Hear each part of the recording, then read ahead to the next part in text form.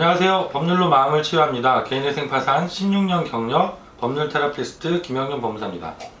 전에도 그런 전화들이 많이 오시긴 하셨는데 최근 들어서 더 많이 오고 계신 것 같습니다. 우리가 개인회생을 준비하시는 분들 중에서 가상화폐 관련해 가지고 걱정을 상당히 많이 하시면서 전화들이 많이 오고 계세요.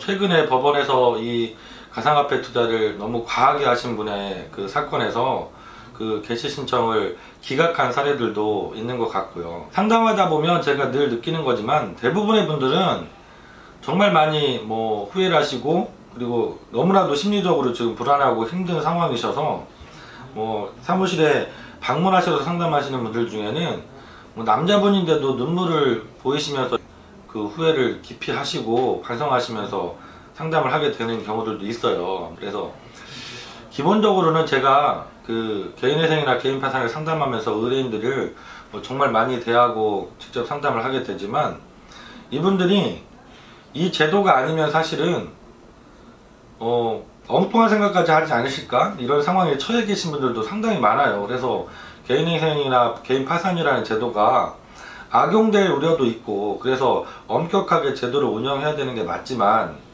하지만 반면에서는 이분들이 마지막 삶의 희망으로 한번 실수를 했던 분들이라고 하더라도 마지막 살아갈 수 있는 기회를 주기 위한 제도이기 때문에 가능하면 그런 기회들을 좀 열어놨으면 좋겠다.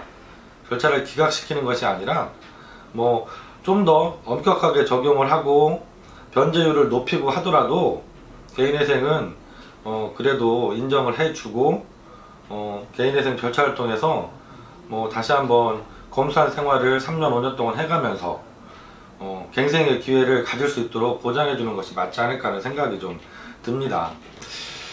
그러면 구체적으로 어떤 경우들이 문제되는지 좀 말씀을 드려볼게요.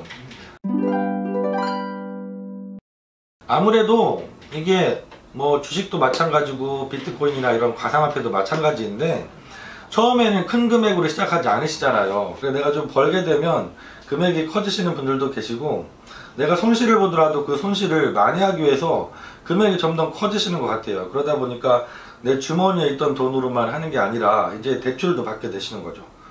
그리고 대출 받은 돈으로도 안 되면 카드론도 받으시고 현금 서비스도 받으시는 거죠. 여기까지 멈추시면 되는데 그 이상 가시는 경우들도 많이 계세요. 부모님이라든가 형제들, 아니면 주변의 지인들, 친구들 돈까지도 이렇게 다른 핑계를 대면서 아니면 빌려가지고 그 돈까지도 투자에 넣었다가 손실을 보시고 찾아오시는 경우들도 상당히 있습니다. 이렇게 되면 개인회생 신청하실 때 좀 문제가 될 수 있는 거죠. 법원에서는 이 가상화폐 비트코인에 투자하신 분들 말고도 다른 모든 분들, 신청하시는 모든 분들에 대해서 가장 꼼꼼하게 보는 게 최근에 빌린 대출금, 최근에 빌린 돈을 어디에 썼느냐, 이걸 따지는 거거든요. 이게 기간이 1년일 수도 있고 2년일 수도 있습니다. 그런데 아까 말씀드린 것처럼 최근에 손실이 커지셨기 때문에 이것을 만회하고자 큰 금액을 또 투자를 하셨다가 크게 손실을 보게 되면 아무래도 대출금을 받게 되는 시기가 최근에 몰려있고, 이 대출금들이 다 가상화폐로 들어갔다고 하면 이게 법원에서는 볼 때는 아주 과다한 사행성 행위가 되는 겁니다. 그래서 문제가 되는 것이죠.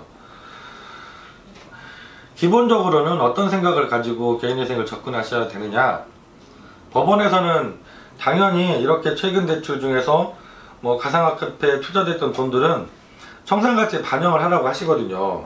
이게 재판부마다 회생위원마다 조금씩 다를 수는 있습니다. 제가 최근에 받았던 보정명령들을 한번 읽어드려보면 주식 및 코인으로 사용한 금액은 각 투자금액, 수익금, 손실금으로 정리한 표를 제출하고 손실금은 전액 청산가치에 반영해라, 이렇게 보정을 하신 경우도 있고요.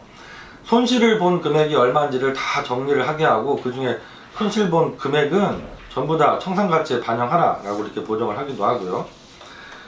그 다음에 채무자가 최근 대출금으로 비트코인에 투자한 금원의 상당액을 청산가치에 반영하시기 바랍니다.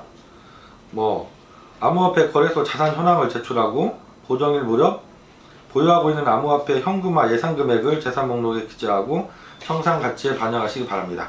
이렇게 보정하신 경우도 있어요.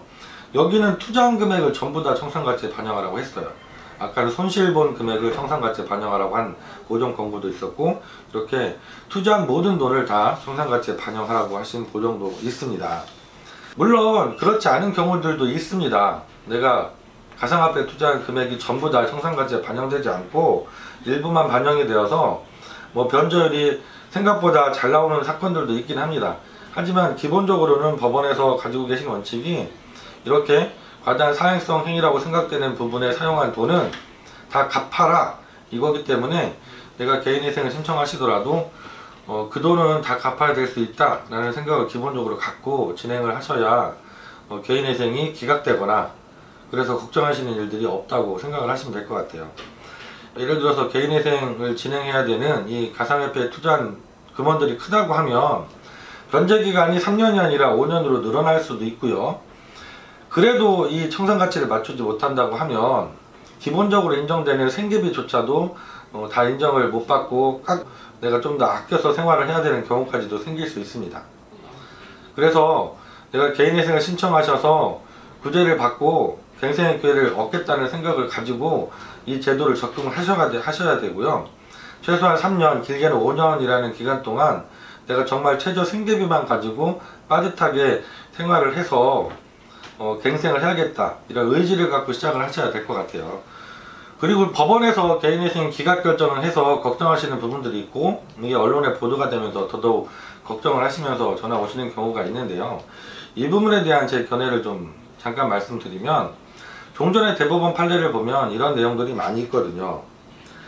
이번 판례에서 재판부에서 판시한 사항을 보면 가상화폐에 최근에 큰 금액을 투자했다가 이렇게 손실을 크게 보고 개인회생 절차를 이용하는 것은 개인회생 절차의 남용에 해당이 되어서 신청이 성실하지 아니한 때 해당이 된다. 그래서 기각한다 이렇게 하고 계세요.